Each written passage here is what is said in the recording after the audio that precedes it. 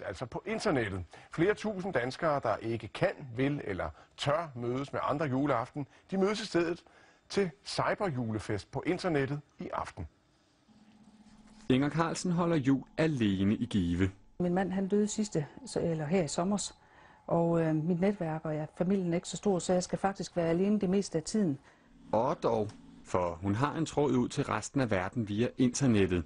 På hjemmesiden Livsnettet kan hun holde jul online, ligesom de 40.000 andre ensomme eller sårbare sjæle, som besøger hjemmesiden i juledagene. Jeg føler, at jeg kan være mere med i virkeligheden.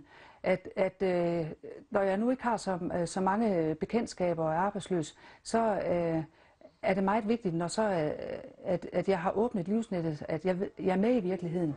Siden administreres i Farum nord for København, hvor Livsnettet er blevet en del af juletraditionen. Noget af det første, der sker, når vi oplever kriser i vores liv, det er meget ofte, at vores netværk forsvinder. Så her der er der et tilbud om at blive inkluderet i en form for et socialt fællesskab. Stifteren sørger for konkurrencer, chat og bingo, som de besøgende kan mødes om i løbet af juleaften. Men i Give er det de andre brugere, der er det vigtigste.